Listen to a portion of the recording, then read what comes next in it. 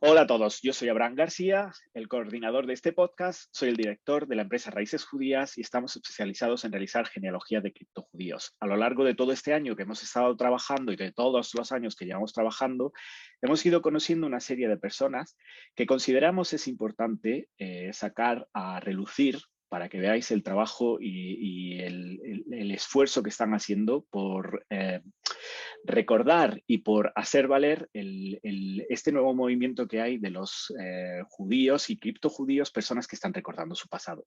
Hoy tenemos la suerte de tener con nosotros al profesor Jesús Jambrina, catedrático de español, literatura e historia en Winterthur University, La Crosse, Wisconsin.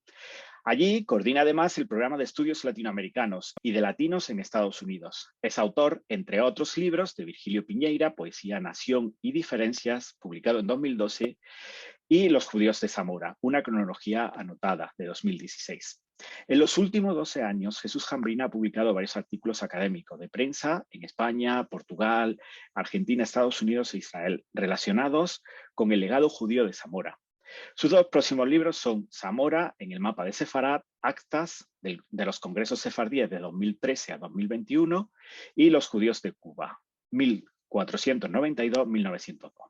En el año 2015, Jesús Jambrina recibió la medalla de las 4 sinagogas sefardíes del barrio antiguo de Jerusalén y en 2014 el premio de investigación Alec Chui de Winterthur University. Desde 2013 dirige el Centro Isaac Campantón, una organización sin ánimo de lucro dedicada al estudio, divulgación y a la puesta en valor del legado judío en la ciudad y provincia de Zamora, España. Y hoy tenemos la inmensa suerte de tenerlo con nosotros. Bienvenido, Jesús. Gracias, Abraham. ¿Cómo estás? Bien, todo bien. ¿Cómo estás tú? Bien, bien. Bueno, pues quería hacerte una serie de preguntas, sobre todo para subirlo a nuestro canal y que la gente te conozca un poco y conozca un poco el trabajo que estás haciendo. La primera pregunta que me gustaría hacerte es, dentro de este mundo, ¿cuándo es la primera vez que tú escuchas hablar de los anusim, de los criptojudíos? ¿Cuál es el primer contacto que tú tienes con esa idea de que había personas que dejaron de ser judíos y llegaron a convertirse y de repente vuelven o de repente se ocultaron completamente? ¿Cómo llegas tú a este mundo? Bueno, el tema de los anusim, tú sabes que anusim es una palabra hebrea como tal. Entonces, la palabra como tal, yo la conocí aproximadamente en el año 2010, ¿ok? Ahora, la historia de que había personas que habían sido judíos antes y que conocían su legado hebreo y sabían sus orígenes, por supuesto la conozco desde hace mucho tiempo. Pero la palabra como tal, anusim, la conocí específicamente alrededor del 2010, cuando fui por primera vez a Zamora y después tuve la oportunidad de hablar con José Manuel Laurerio, que conoces, y Anún Barriusos, que también conoces, y que ellos fueron pioneros en España en la recuperación de la memoria de los Anusim, con ese nombre, junto a Miquel Segura de Mallorca y otras personas, pero básicamente ellos dos, José Manuel y Anún, estuvieron en la primera reunión que se hizo de Anusim en España, que fue en Barcelona. Entonces, ahí fue cuando conocí el término como tal de Anusim. Ok, pero antes de esto, tú ya tenías, o sea, ¿cómo está tu vida relacionada con los criptojudíos? ¿Cómo llegas tú a esto? O sea, bueno, ¿tú te refieres a nivel personal o a nivel sí, académico? primero a nivel personal, supongo, ¿no? Y luego a nivel Bueno, académico. a nivel personal, yo soy de Cuba, yo nací en La Sí, Habana. En muchos lugares de Latinoamérica, siempre quien conozca la historia de su propio país, siempre ha habido referencias, rumores en los libros de historias acerca de la presencia judía en las Américas y específicamente en el Caribe. Como tú sabes, el Caribe fue el primer lugar a donde llegaron los europeos y en el primer viaje de Colón vino un judío, Luis de Torres. Ahora, gracias a la investigación que estoy haciendo, después hablaremos de eso, sé que vinieron más. Pero bueno, el nombre que pasó a la historia es el de Luis de Torres. Entonces, eso aparece en los libros de historia, etcétera, etcétera, etcétera. Entonces, y en mi familia, por recuerdos y por memoria, siempre se habló, sí, a lo mejor en los orígenes tuvimos a alguien y ese tipo de cosas que siempre se sabía, ¿no? Siempre hubo rumores en la familia. Y bueno, cuando fui a Zamora en el 2010, pude confirmarlo, que esos rumores no solamente eran de Cuba, sino también que estaban en España también, ¿no? Y entonces ese es mi contacto, digamos, con el mundo, con este mundo. Claro, yo nací en Cuba no hay educación religiosa en las escuelas públicas, la mayoría no hay ninguna referencia a la religión. Eh, Todo lo que yo aprendí de la religión judía y de otras religiones también con conocimiento fue a nivel personal, fue de investigando personalmente, conociendo, leyendo, etcétera, etcétera, etcétera, pero nunca fue de asistir a una sinagoga o cosas así, porque realmente en Cuba eso es un tema prácticamente tabú, no solamente con el judaísmo, sino con todas las religiones. Hasta el año 1994 aproximadamente, cuando se abre otra vez el país a la cuestión religiosa, generalmente todos los que crecimos desde los 60 hasta ese año, realmente no había ningún tipo de educación religiosa, ni siquiera en términos de cultura, ni siquiera en términos de saber, bueno, esta es la religión tal, esto es lo que habla, esto es lo que dice. No, yo crecí completamente ateo, absolutamente, ¿ok? Eh, y esa es la relación que yo he tenido, digamos, en Cuba. A nivel personal, sí, los rumores, las cosas, por aquí, por allá, este nombre, este apellido, esta historia, pero nunca hubo nada estrictamente concreto, ¿no? Pero ya a partir del 2010 yo me dedico más a esto con más tranquilidad, porque bueno, ya tengo más tiempo, tengo más tranquilidad en términos profesionales, y ya entonces puedo dedicarme a esto con más tiempo y acuciosamente, quiero decir, ¿no? Muy bien. Y, o sea, prácticamente te dedicas profesionalmente desde el 2010 o anteriormente estás trabajando con las historias de los criptojudíos. Probablemente anteriormente, ¿no? ¿Cuándo empiezas? No, en el 2010 fue cuando yo me reencontré con esta tradición en el sentido personal y a nivel académico. Entonces me doy cuenta que académicamente esto es un tema que no es solamente que me puede afectar a mí, sino que afecta a toda una cultura. Por ejemplo, en los libros de texto, yo enseño español y literatura en los Estados Unidos, como tú acabas de decir. En los libros de texto de español, cuando se refiere a la cultura, lo que aparece es 1492. Los judíos fueron expulsados de España y Antonio Nebrija publicó la primera gramática de español. Más nada, ¿no? Entonces, a mí siempre me llamó la atención, bueno, los judíos, pero ¿y dónde estaban los judíos? ¿Quiénes eran? ¿Dónde estaban? ¿Qué hacían? ¿No? O sea, una pequeña nota y punto. Lo de Antonio Nebrija es más evidente porque todos hablamos español, ¿no? Pero los judíos, no. Entonces, yo digo, bueno, y esta poca referencia histórica que hay a estas cosas, ¿por qué? Y sobre todo teniendo ese imaginario o no voy a decirle fantasma, porque no es que sea un fantasma, pero sí como que como esa nube que existe siempre alrededor de la cuestión judía en el mundo hispanoamericano, eh, que bueno, sí, es muy lejano, es una cosa muy lejana, pero bueno, realmente un siglo, 2 siglos en términos históricos no es tan lejano, realmente no es tan lejano, ¿no? Eh, y si yo conocía a mis abuelos probablemente conocieron a sus abuelos, y ya ahí estamos hablando de un siglo y medio. Ah, y eso es muy interesante. Y a mí me llamó la atención. O sea, el tema judío como tal, en general, yo sí lo conozco obviamente por preparación personal y por conocimiento, ¿no? Tuve un poco más relación más cercana porque tuve la suerte de conocer a una persona en Cuba a mediados de los años 80. Era un español exiliado de la guerra civil en Canadá y después en los 80 vivió en Cuba mucho tiempo. Y yo tuve la suerte de conocer a esta persona que vivía en Barcelona. O sea, él era de Barcelona originalmente, aunque nunca había regresado a Barcelona después de la guerra civil. Y él fue el primero que me digamos, me dijo, tú debes averiguar, tú busca que vas a encontrar algo relacionado con el tema judío en tu familia. Y él fue la persona que también era un republicano. Sí. Y él fue la persona que también me dio a leer. Yo era muy joven, yo tendría, qué sé yo, 20, no sé, 21 años, no sé, por esa época. Me dio a leer libros, por ejemplo, me dio a leer los libros de Erich Fromm, me dio a leer los libros de Hannah Arendt, me dio a leer los libros de Viktor Frankl, ¿no?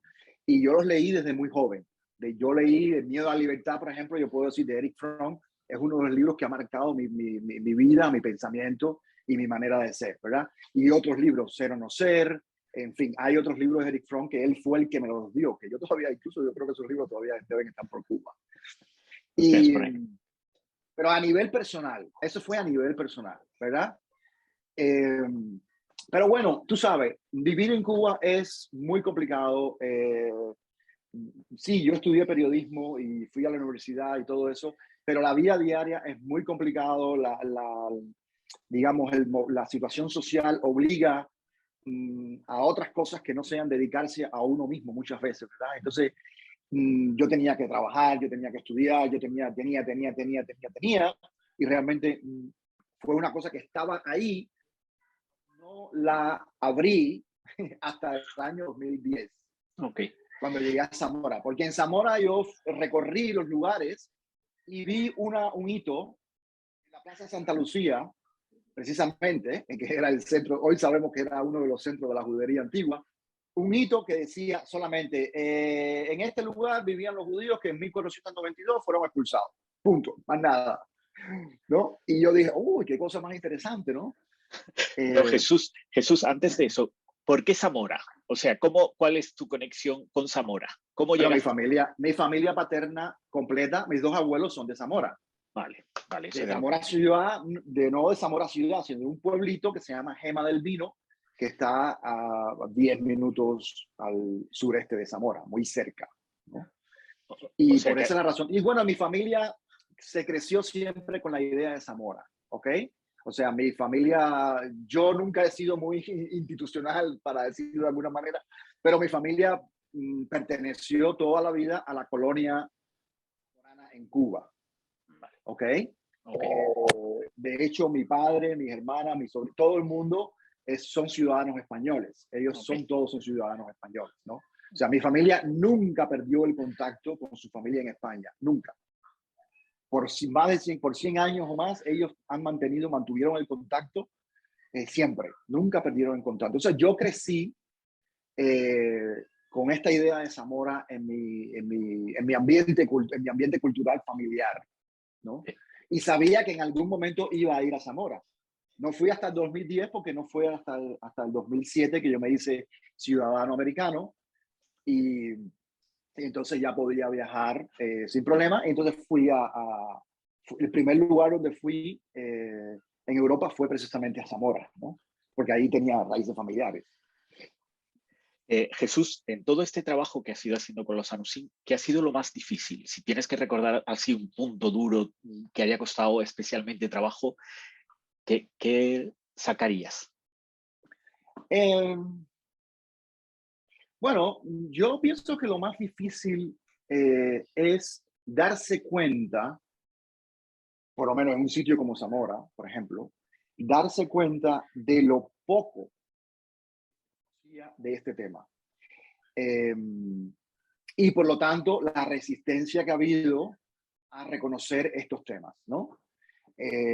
Yo creo que esto es una cosa que a mí me llamó mucho la atención porque yo vengo de Cuba y vengo de Estados Unidos, donde realmente esos no son temas complicados, ¿no? O sea, eso no ha habido ningún tipo de problema. Y tú puedes buscar cualquier cantidad de libros sobre la historia y la cultura judía publicados en Estados Unidos, en inglés, por ejemplo.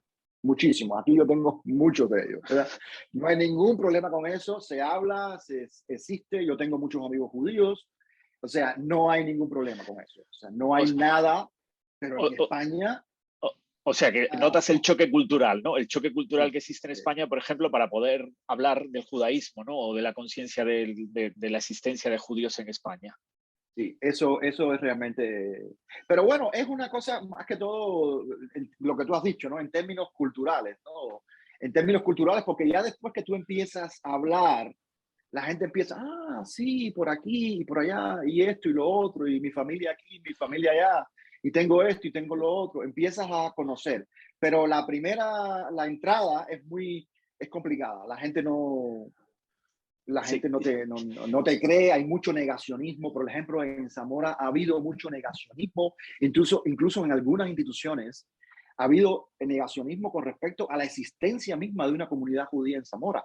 A pesar de que se han escrito libros, a pesar de que hay muchas referencias sobre eso, sin embargo, ha habido mucho negacionismo, mucho. Y eso para mí fue una sorpresa realmente, una sorpresa.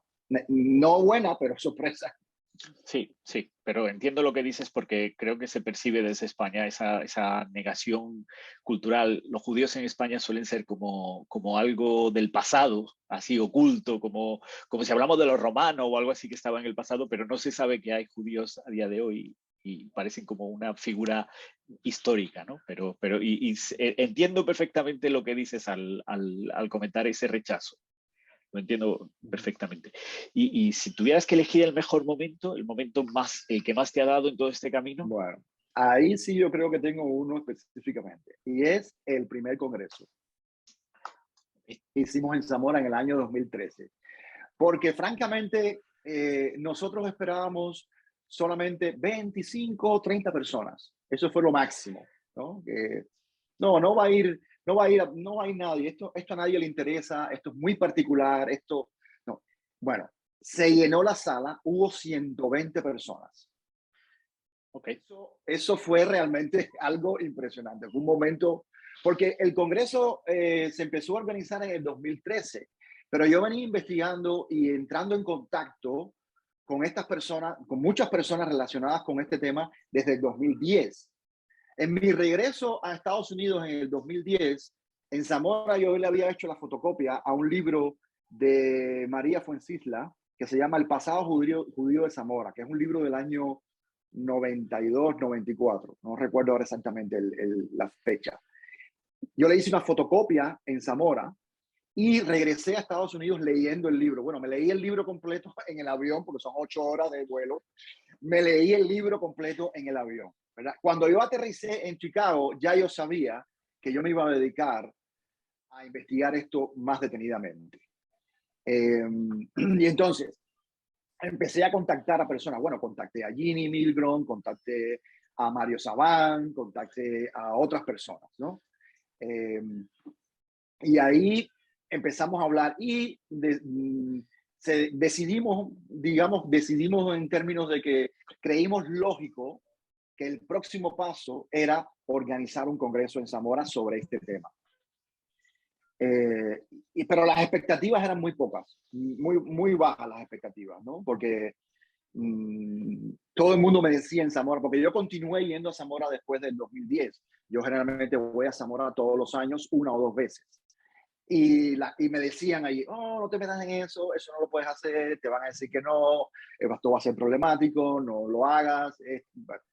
Pero bueno, en el 2013 lo hicimos y ha sido uno de los mejores momentos de mi vida con respecto a este tema, ¿no? El descubrir que a pesar de todo, había mucho interés, ¿no? Sobre este tema. Y lo que salió en ese congreso fue muy importante. Hubo personas que se nos acercaron, que nos hablaron. Por ejemplo, uno de los temas que salió fue el tema de los zamoranos antifascistas que habían luchado contra Franco y que se habían ido a Francia y de Francia habían sido deportados a Mauthausen, ¿no? Sí, sí. Ese fue uno de los temas que salió en el Congreso. Y bueno, finalmente, en el año 2020, se pudieron poner las piedrecillas de la memoria, Sí. que se han puesto en toda España y en toda Europa. Por fin el año 2020 se pudieron poner, ¿no? Entonces, este fue uno de los temas que surgieron en ese primer Congreso. Y muchos otros temas que bueno, no sé si habrá tiempo para hablar de eso después. Pero ese Podemos fue hablar, el momento hablar más, digamos, importante. El que más recuerdas con más cariño, ¿no? Uh-huh. En un momento determinado decides fundar el Centro Isaac Campantón. ¿Por Uh-huh. qué? ¿Cuál es el objetivo que llevas detrás o sea, qué te mueve a hacerlo? Después que te pasó el Congreso en el 2013, que fue en julio, cuando yo regresé a Estados Unidos, bueno, en el Congreso dijimos que lo íbamos a hacer cada 2 años, que tal vez íbamos a seguir investigando y que lo íbamos a hacer cada 2 años. Pero empecé a recibir correos de personas que habían ido al Congreso diciendo, no, otra vez, el año próximo, otra vez, el año próximo. Y entonces dije, bueno, hay interés, se puede hacer el Congreso el año próximo. Pero bueno, entonces dije, bueno, quizás pudiésemos crear una plataforma para, digamos, organizar un poco todo el trabajo que tenga que ver, porque obviamente ya yo me había dado cuenta que Zamora no era Toledo, que Zamora no era Córdoba, que Zamora no era Sevilla, que Zamora no era Barcelona, donde todo está muy organizado en esa área, ¿no? En todos estos lugares existen organizaciones, existen centros, existen museos, etcétera. Pero Zamora, nada. En Zamora no había absolutamente nada. Entonces yo dije, bueno, vamos a crear una organización a través de la cual todas las personas que están interesadas en este tema en Zamora y por extensión en La Raya o en otras zonas de Castilla y León, podamos canalizar de manera organizada, estructurada, estos temas. Y el objetivo, creamos el centro, se creó el centro, estaba oficialmente registrado en el estado de Iowa, en Estados Unidos. Y lo creamos, y la misión del centro es muy simple. La misión del centro está en nuestra página web, es estudiar, comunicar y poner en valor el legado judío de la ciudad y la provincia de Zamora. Esa es básicamente nuestra misión. Claro, eso se extiende, ¿no? Porque los judíos salieron a muchos lugares y bueno, como tú sabes, estamos muy conectados con la raya portuguesa, con los pueblos portugueses de la raya, específicamente Braganza y Vimioso, Caraçao, otros pueblos de la raya que tienen mucha relación con Zamora en ese sentido, incluso hasta llegar a algunos hasta Oporto. Entonces ahí, de hecho, el segundo congreso, el 2013 lo hicimos solamente en Zamora, pero el 2014 lo hicimos entre Vimioso y Zamora. Hicimos sesiones en Vimioso, en Portugal, e hicimos sesiones en Zamora. Desde el primer momento, además, en el primer congreso vinieron personas de Portugal. Fue otras cosas de las que nos llamó la atención, que vinieron personas de Portugal. Porque en esa zona, todo lo que tenga que ver con el tema judío está muy interconectado. Zamora y Portugal están muy interconectados en el tema judío. Y vino mucha gente de Portugal que sabía que tenía contactos con Zamora, que sus antepasados habían salido de Zamora y regresaron a ese congreso. Y bueno, esas relaciones se han mantenido hasta hoy. Cuéntanos un poquito quién es Isaac Campantón, brevemente, porque sé que ya te he comentado que me gustaría que vinieses de nuevo a contarnos de manera más explícita, pero brevemente, ¿quién es Isaac Campantón? Isaac Campantón fue digamos, el rabino, pero también, tú sabes, en la época, en la Edad Media en España, rabino no era solamente rabino, era también maestro, era científico, era matemático, astrólogo, médico, etc. Pero fue esta figura que vamos a llamarle maestro, ¿verdad? Que fundó lo que se conoce como la Escuela Rabínica de Zamora o la Academia Rabínica de Zamora o la Escuela Talmud Torah de Zamora, ¿verdad? Y que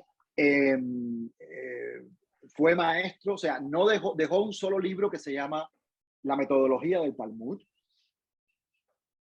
que ha sido, bueno, prácticamente a través de ese libro es que lo conocemos, porque sus alumnos hablaron de él en sus respectivos libros. La mayoría de la información que conocemos sobre Campantón no es a través de él mismo. Bueno, su libro, que es un libro muy pequeño, prácticamente no llega ni a las 50 páginas aproximadamente, Pero ha tenido un impacto muy grande. ¿Por qué? Porque fue el libro que se usó en la diáspora sefardí del siglo XVI para enseñar Torá y Talmud. Todos sus alumnos se lo llevaron a Portugal, se lo llevaron a Salónica, se lo llevaron al Cairo, se lo llevaron a Safed, se lo llevaron a Estambul, se lo llevaron a toda la diáspora sefardí.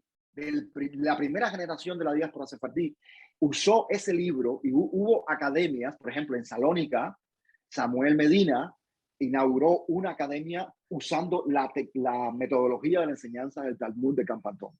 Entonces, hay muchas referencias a Campantón a través de sus alumnos. Bueno, Sakuto habla de Campantón, por ejemplo. Hay muchas referencias, ¿no? Entonces, no solamente conocimos a Campantón, figura, nació en 1360, murió en 1463. Bueno, ¿recuerdas aquel viaje que hicimos de Madrid a Peñafiel? Aquello creo que deberíamos de recordarlo de nuevo, porque yo Campantón en sí no lo conocía tanto, solo a través cuando te conocí así, pero el profesor de Campantón es uno de mis favoritos. O sea, Gicatilla para mí es, o sea, tengo todo lo que ha publicado, lo que hay que se puede leer y lo que no en hebreo, con mucha dificultad voy a ir traduciendo y estudiando, porque para mí Gicatilla es el personaje. Si tuviera que quedarme con uno, ni siquiera me quedo con Maimónides, me quedo con Gicatilla. Pues bueno, ya tú conoces, ¿verdad? Entonces, Gicatilla fue el maestro declarado, digamos, maestro espiritual, porque ya no vivía cuando Campantón nació, pero fue, digamos, el maestro espiritual de todos ellos eran cabalistas, ¿eh?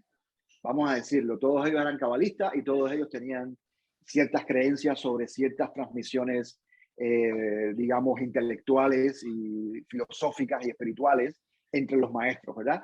Y Campantón consideraba que Gicatilla había sido su maestro intelectual, su maestro espiritual, y fue a Peñafiel a morir junto al sepulcro de Gicatilla. Y por eso tú y yo fuimos a buscarlo como loco y no encontramos nada. Sí, con Ginny, sí, no encontramos nada porque no hay nada, ¿no?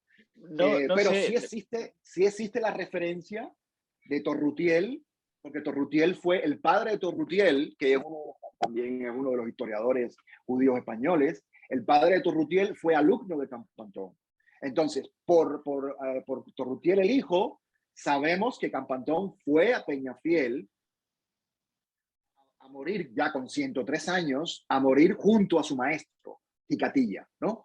Entonces, bueno, tuvo una vida muy larga, la oportunidad de educar a muchos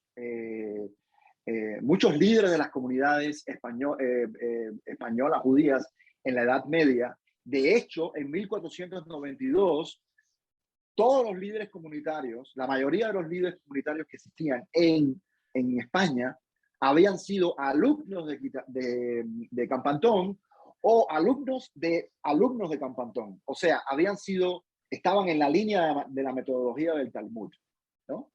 O sea, de que ellos habían estudiado Torá y tal, con la metodología de Campantón. Entonces, Isaac de León, por ejemplo, estaba en Ocaña, Mimi estaba en Segovia, Hayún estaba en Lisboa, los Javid estaban en Salamanca. Todos ellos están conectados a Campantón de una manera o de otra. Todos, absolutamente todos, ¿no? Bueno, Isaac Aboab II, que fue quien negoció con el rey portugués la salida de los españoles a Portugal, había sido alumno de Campantón, ¿no?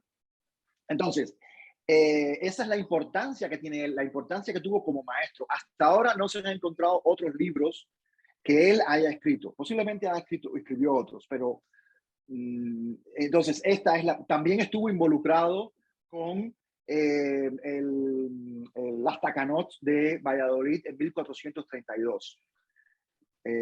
También estuvo involucrado con los líderes de las comunidades castellanas y leonesas en esa época, como los líderes de esas comunidades que promovieron la educación como lo más importante para las comunidades en esa época. Tú sabes que después de 1391 hubo una dispersión y hubo prácticamente una conversión masiva de judíos en España, pero los pocos que quedaron se fueron refugiando en toda esta zona que nosotros conocemos, ¿verdad?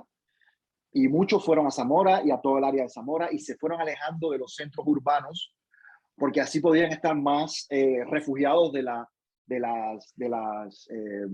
Sí, del de los ojo de la X. ataques populares, ¿no? Entonces, se refugiaron en estos sitios y en 1492 en las Takanots, la primera tarea que intuyen los líderes judíos en España es la educación judía. Porque en su opinión, lo que había pasado era precisamente porque no había suficiente educación judía, ¿verdad? Y ellos entonces impulsaron, y Campantón era la figura más importante del momento. Bueno, se le considera no hay otra persona en España, ni siquiera Maimónides, ningún otro rabino español o maestro español tiene la categoría de Gaón. Ningún otro. Tú sabes que Gaón es una categoría que viene desde la época de Babilonia. Es una categoría que se le da, no es una categoría solamente religiosa, sino también es una categoría, digamos, cultural, espiritual y hasta política, ¿no? Era un Gaón, se le llamaba el Gaón de Castilla y León, por supuesto, ¿no? Su familia ellos eran leoneses, todos los Campantón están relacionados, están entre Zamora y León, ¿verdad? Entonces, él es el único que se conoce como Gaón, o sea, sus propios contemporáneos lo llamaron Gaón. Eso no es un término que alguien da. Ese es un término que da el uso y la costumbre de la comunidad, que le otorga y eso se debe a la sabiduría, a la educación, al servicio que brindaba a la comunidad. Por eso los judíos españoles le llamaban Gaón a Isaac Campantón, ¿verdad? Ningún otro ha existido. Se le considera la última figura del judaísmo en España a Isaac Campantón, como el gran maestro de lo que se llama la novena generación de los rabanín en España, ¿no? Él fue el Gaón de esa generación. No hubo otro, y en España no hubo otro Gaón que no haya sido Campantón. Entonces, de esta es la persona que estamos hablando, ¿no? De todas formas, yo creo que en otra ocasión quiero que me hables solamente de Campantón, ¿vale? Pero más despacio, con más tranquilidad, sin cubrir. Solo en este vamos a hacer una introducción de quién es Jesús Jambrina. En el siguiente me gustaría hablar, o sea, saber quién era, o sea, todo lo que sabemos, toda la información que has recopilado, ponerla en una presentación y compartirla para que podamos saber un poco más quién es esa figura tan importante, que es tan Gaón como es, y es muy poco conocido dentro de los círculos normales a día de hoy, ¿no? Entonces, recuperarla un poquito del pasado. Te voy a hacer otra pregunta. ¿En qué estás ahora? ¿Qué estás investigando? ¿Por dónde andas? ¿Qué andas removiendo? Zamora, sigo con Zamora. Ya tengo la suficiente información para hacer una segunda edición del libro de los judíos de Zamora. Ya tengo mucha más información ya estoy trabajando un poquito en eso, pero todavía no va a... Lo primero que voy a hacer y que ya está listo es las actas de los congresos en Zamora. Se llama Zamora en el mapa de Sefarad, porque bueno, como te dije, se conoce mucho Toledo, se conoce mucho Sevilla, Córdoba, Barcelona.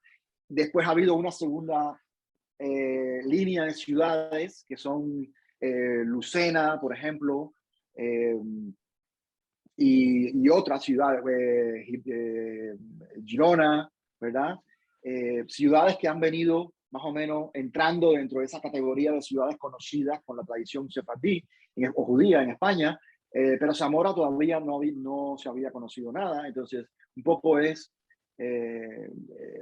hablar un poquito sobre o sea, poner todo lo que tenemos sobre Zamora en esas actas del Congreso. Por eso se llama Zamora en el mapa de Sefarad. Y bueno, otro tema en que estoy entrando es que también tengo un libro ya listo, que pienso publicarlo a finales de este año, es Los judíos de Cuba, entre 1492 y 1902. ¿Por qué esta fecha? Porque se sabe mucho sobre los judíos de Cuba a partir del siglo XX. Porque, como tú sabes, Cuba fue colonia de España hasta 1898, después estuvo en Estados Unidos, estuvo en Cuba entre 1898 y 1902, pero en 1902 ya Cuba es independiente, se convierte en una república y por lo tanto la Constitución incluye el derecho de culto y el derecho de la inmigración de cualquier persona de cualquier religión. Y entonces, uno de los la primera ola de migrantes que llega a Cuba a principios del siglo XX son emigrantes sefardíes de Turquía. Okay. La primera ola que entra en Cuba a partir de 1906 son sefardíes de Turquía que venían huyendo de los problemas que existían en el Imperio Otomano. Y entra a Cuba una gran ola de sefardíes y en 1914 crean la primera sinagoga abierta de Cuba, que va a ser sefardí. Claro, ya había otros judíos, los americanos sobre todo, que habían venido, se habían establecido en Cuba, habían creado su propia cementerio, etcétera, pero sinagoga como tal no tenían. La primera sinagoga, digamos, de la época republicana en Cuba es la de los sefardíes en 1914, que estaba en La Habana Vieja. Pero el tema previo de 1492 a 1902 no se había prácticamente tocado. Se había hablado muy poco sobre eso, ¿no? Sí se sabía Luis de Torres, se sabía un caso muy famoso de Francisco de León, Francisco Gómez de León, que había sido procesado por la Inquisición, pero realmente no se había conocido, por ejemplo, otros casos de la Inquisición en Cuba, no se había conocido todos los contactos que tenían las familias judeoconversas con los judíos en Curazao, con los judíos en los territorios holandeses o franceses o ingleses, ¿verdad? Entonces, un poco el libro trata sobre eso. Es una cronología, porque yo creo que las cronologías son importantes para establecer los límites, las personas, ¿no? Ya después se pueden hacer otras cosas, se pueden investigar más, pero yo creo que las cronologías son importantes porque te van dando un recorrido, ¿verdad? De los hechos y de las personas y de las comunidades. Y por eso también en este caso va a ser una cronología, está terminada. Se llama Los judíos de Cuba, Los judíos en Cuba, 1492-1902. Y Jesús, si alguien y eso quisiera, es lo que estoy ahora concretamente. Y si alguien quisiese comprar estos libros, ¿cómo hay dónde él puede adquirirlos? Si alguien que nos está escuchando le interesa comprar, se pone en contacto contigo a la página web. ¿Tienes están en Amazon? No sé, ¿cómo? El libro, los judíos de Zamora están en Amazon. Okay. Se pueden comprar en Amazon sin ningún problema. Es el único. El otro lugar sería la editorial, que es la editorial Verbum, que está en Madrid. En su página web, en su catálogo, ellos lo tienen también, se puede comprar por ahí también, pero básicamente está en Amazon y en otras librerías. Bueno, y si me estás escuchando y estás en España, sabes que vas a la librería de tu barrio y lo pides y te lo traen también, ¿no? Sí, de todas formas, pondremos un link aquí debajo, ¿vale? Para que salte directamente debajo del vídeo y así si alguien está interesado solamente tiene que darle al link y comprarlo por si le interesa.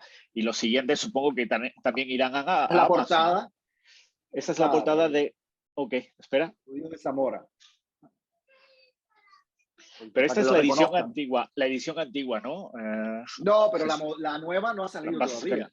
No. Estás trabajando en Aquí tengo ya la información para la segunda edición, pero yo creo que se va a demorar aproximadamente un par de años todavía. Vale. Vamos a hablar un poquito de Zamora Sefardí, de la conferencia de este año. Es el 10º año que se organiza, ¿no? Sí. Háblame un poquito de las fechas, lugar, cómo... Bueno, este año la conferencia va a ser en la Fundación Rey Alfonso Enríquez, que está en Zamora. Bueno, tú sabes que es una fundación que está en España y en Portugal y en España también, en este caso en Zamora y en Braganza. Lo vamos a hacer en el campus de Zamora. Tenemos un programa preliminar todavía. Es muy seguro, casi seguro que hagamos algo también en Braganza, al menos una visita, porque en Braganza justo antes de la pandemia abrieron un museo judío en Braganza y lo más seguro es que quizás vayamos allí también, ¿verdad? Pero sí, efectivamente, este año hacemos el 10º congreso y vamos a hacer más que una... Tú sabes, tú has estado en los congresos, tú sabes que ha habido siempre son presentaciones. Sí. Sí. Y una de las críticas que hemos recibido es precisamente que hay demasiadas ponencias. Ok. Demasiadas ponencias siempre, ¿no? Es una de las críticas que recibimos. Entonces, este año lo vamos a hacer una ponencia o dos por día. Ok. Y por las tardes, en la mañana, o sea, de 10 a 2, de las 10 a las 14 horas. Y entonces por la tarde vamos a hacer recorridos. Vamos a ir a sitios, vamos a hacer actividades. Por ejemplo, este año tenemos por primera vez teatro, vamos a tener teatro por primera vez este año.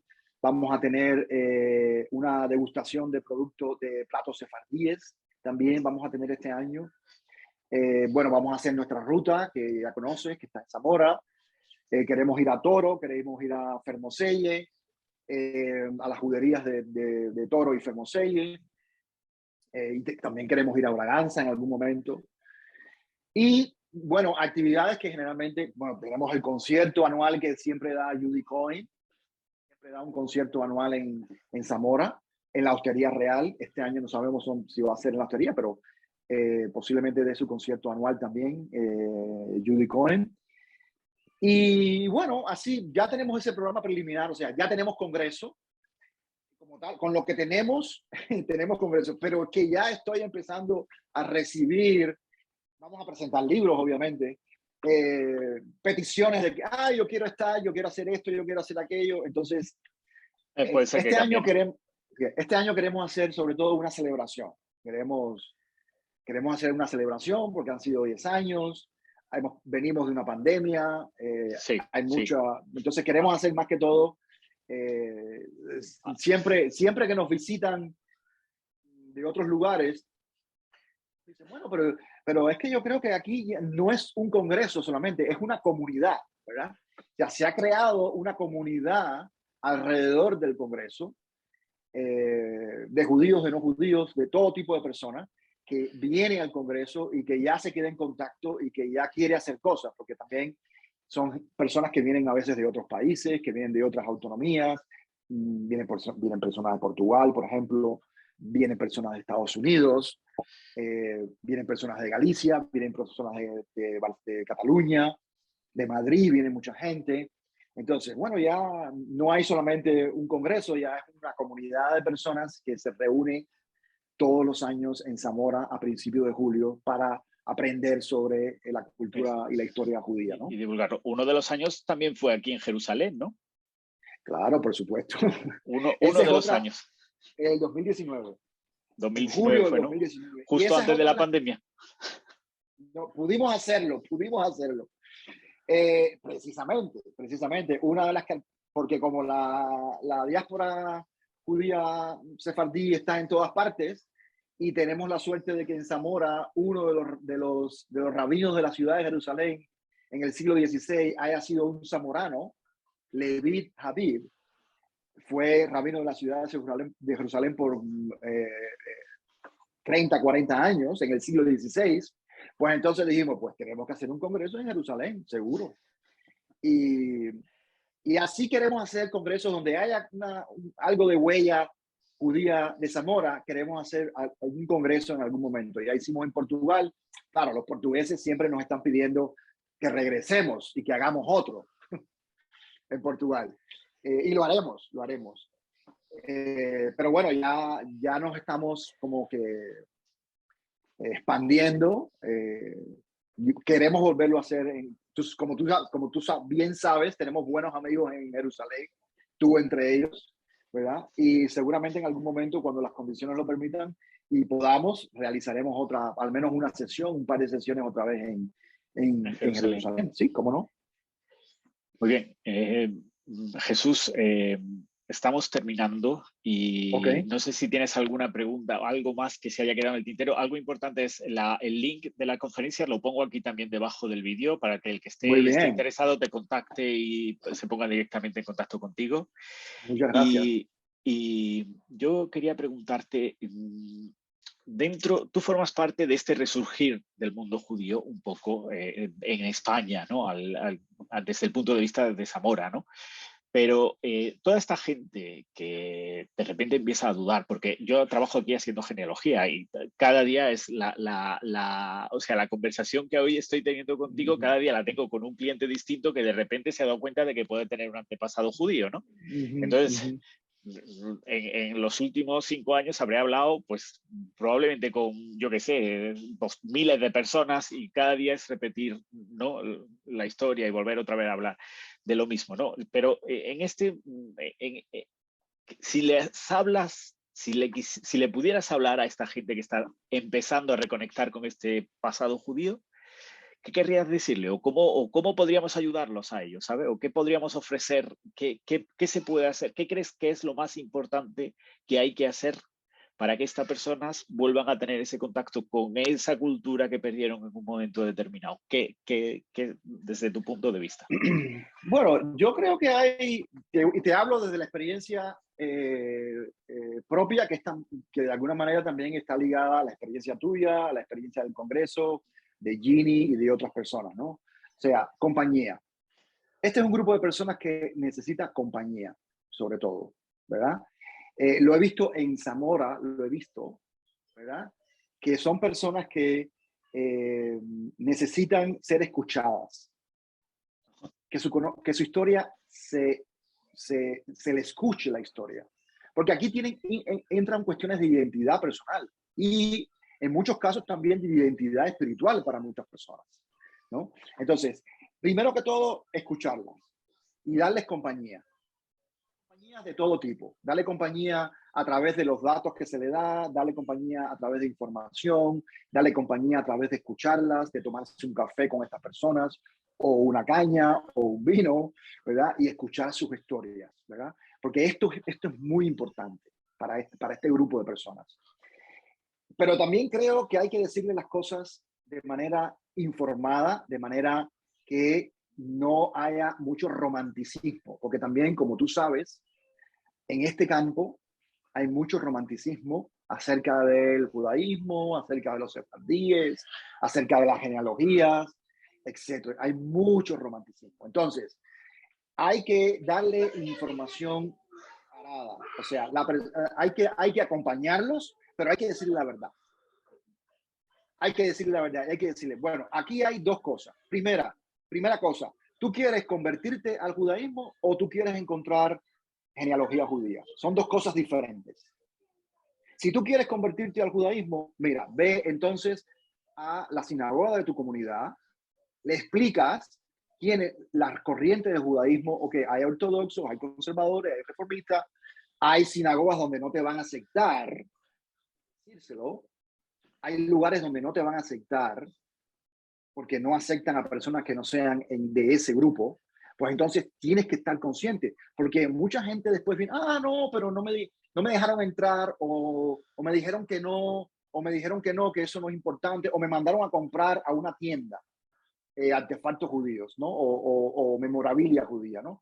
Entonces, esas cosas pasan y hay que decírselo, ¿ok?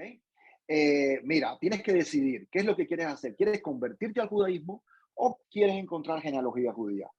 ¿O quieres encontrar tus antepasados? ¿O quieres relacionarte con estos antepasados de esta manera? ¿O quieres aprender más sobre la cultura judía? Hay que ayudarlos a discernir, dar qué es lo que desean, qué es lo que quieren. Porque como mismo se les puede ayudar, también se les puede estar haciendo mucho daño. Si se les permite mantener este romanticismo y esta ilusión sobre, no, ahora voy a ser judío porque mi familia era judía. Bueno, eso tienes que mirar perfectamente qué es lo que vas a hacer, ¿verdad? Tienes que buscar. Y en este campo hay gente de todo tipo. Por ejemplo, eso es un aspecto que me parece muy importante. Una de las cosas es, todo el mundo, no, soy judío porque mi apellido es judío. No, el apellido no dice nada. ¿Okay? Sí, la historia del apellido la sufrimos también con mucho dolor todos los días. Todos los días, ¿no? El apellido puede ser, sí, puede ser una entrada a buscar información, te puede dar una vía, un camino, ¿no? Te puede dar una pista. Y hay mucha gente que ha encontrado cosas a través de seguir la pista de los apellidos. Pero no es necesariamente así, ¿verdad? Es solamente eso, una pista. El apellido no te da una identidad religiosa. Eso hay que decirlo. Yo se lo tengo que decir a muchas personas todo el tiempo, todo el tiempo. Y eso es muy importante, ¿no? Porque yo creo que también investigaciones históricas, ¿no? Por ejemplo, yo he encontrado que muchas personas vienen y te dicen, no, porque mi ADN es esto, mi ADN dice esto, dice lo otro, y bueno, las compañías de ADN son compañías hechas por seres humanos que se equivocan y además muchas de ellas no tienen no tienen idea de la historia de los lugares. No tienen idea de la historia de los lugares. Entonces, ellos te ponen ahí lo que quieran, las estimaciones son estimaciones, ¿verdad? Si tú quieres encontrar familiares concretos, sin cuestiones religiosas, sin cuestiones culturales, puede ser que te ayude. Pero vea para estas estimaciones y cosas, eso es no es recomendable. Pero yo creo que hay que darles un poquito de historia, ¿no? Porque hay lugares que hay personas que dicen, no, en este lugar nunca hubo judíos. Cuidadito. Los judíos han estado en todas partes del mundo y en todas las épocas, ¿no? Y eso hay que, por ejemplo, yo lo estoy teniendo ahora con este libro sobre Cuba. Ya estoy recibiendo correos de personas que me están escribiendo, ¿no? Porque como en Cuba se ha hablado de los judíos simplemente del siglo XX, ¿no? Pues entonces es como que si los únicos judíos que hubo en Cuba fue en el siglo XX, entonces después, de buenas a primeras, a las personas le están saliendo, no, porque si tengo este documento que dice que mi familia, que mi bisabuela fue enterrada en un cementerio judío en Miami.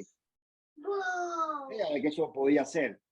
Pues entonces, bueno, averigua porque entonces puede ser que tu familia haya sido judía y que no haya sido del siglo XX, que haya sido desde antes. Porque una de las cosas que estamos descubriendo son los contactos que hubo desde 1492 hasta 1902 entre las colonias españolas, donde no podían haber judíos oficialmente, pero sí había muchos judíos conversos y sí había muchos criptojudíos, con las comunidades de otras comunidades del Caribe, como Curazao, como Barbados, como Surinam y otros sitios. Santo Tomás, Jamaica, por ejemplo, está muy cerca de Cuba. Jamaica estaba repleta de judíos, ¿verdad? Porque Jamaica fue territorio español hasta 1654 y había muchos judíos en Jamaica, muchos criptojudíos portugueses en Jamaica, ¿no? Y después, cuando llegaron los ingleses, muchos judíos sefardíes, tanto de Francia como de Inglaterra, como de otros lugares del Caribe, empezaron a mudarse a Jamaica. Y los contactos por ejemplo, los contactos entre Jamaica y Cuba han sido muy largos durante muchos años, ¿no? Lo mismo con Curazao, por ejemplo, hubo refugiados sefardíes de Curazao en Santiago de Cuba, ¿no? Entonces, hay un mundo ahí que hay que decirle a la gente, investiga, busca. ¿Algo así para terminar que quisieras comentar? ¿Algo que se nos haya quedado? Tenemos nuestras páginas web, si alguien quiere conocer más sobre lo que hacemos, www.zamorasefardí.com. También tenemos zamorasefardí.es, que es nuestra ruta. Y también tenemos campantón.com, que es la página en... ¿Dónde está el centro? En inglés, básicamente. Tenemos esa página en inglés. Vale. Tenemos traducciones para el mundo anglosajón. Ahí tenemos todo en inglés. La mayoría de las cosas en inglés. Ok, si podemos pondremos los subtítulos en español y en inglés por si alguien que no domina el español necesita traducción, pondremos subtítulos también en inglés del vídeo. Bueno, Jesús, muchas gracias y estamos en contacto, ¿de acuerdo? Muchísimas gracias. Venga, hasta luego. Bye.